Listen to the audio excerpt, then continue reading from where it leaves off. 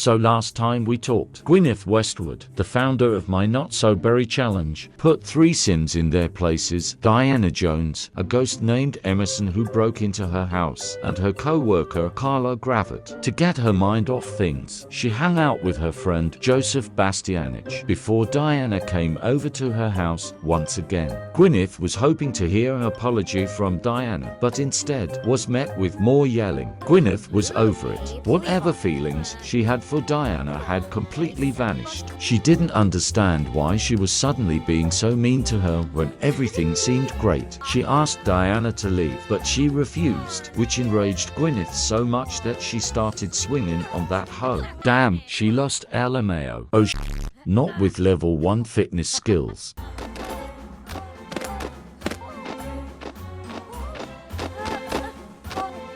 Hate to admit it, girl, but she beat your ass. And while Gwyneth tried walking the pain off, Diana had the nerve to start using Gwyneth's easel to paint. She is definitely mocking her. Once Diana left, Gwyneth felt safe enough to go back home and sleep. Obviously, she woke up pissed and was more convinced than ever to just give up on love and laser focus on her career. And that's what she did. She went to work and fully immersed herself in her tasks, avoiding all thoughts about love. That was until she saw her co-worker with the blonde lace front, Hideki Ikeda. Gwyneth would be lying if she'd said she didn't have a tiny crush on Hideki, though that obsessive trait is a red flag. Good thing Gwyneth loves the color red. They began talking, her getting to really know him for the first time. But then, there was the sound of a scream. Gwyneth's co-worker got hit by a car. Oh, Gwyneth, quit crying. You didn't even know her. After Grimm removed what was left of her co-worker, Gwyneth took the opportunity to ask Grimm a few questions about his love life. Girl was itching to get wicked. Grimm, however, was not interested, as he left before Gwyneth could get another question in. She looked for more elements, pretended it didn't hurt. Emerson, why are you back?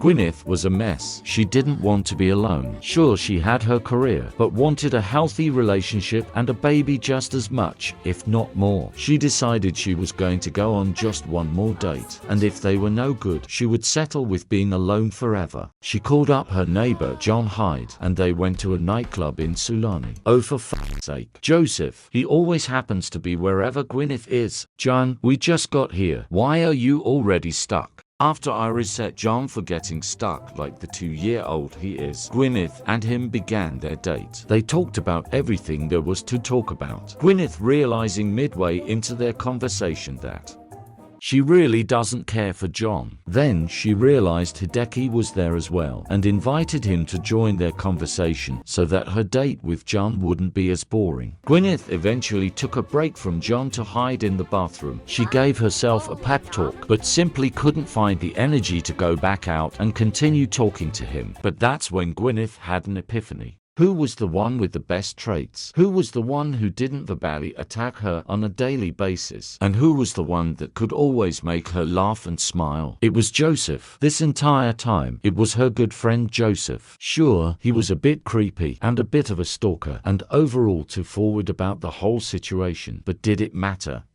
I mean, yes it does, but to Gwyneth, no it didn't, because unlike other people in her life, Joseph had never hurt her. And with that, Gwyneth made her decision. She would give Joseph what he wanted since day one and pursue him as a love interest. She told him to walk down to the beach with her so they could talk. And by talk, I mean get wicked. She'll tell him everything else later on.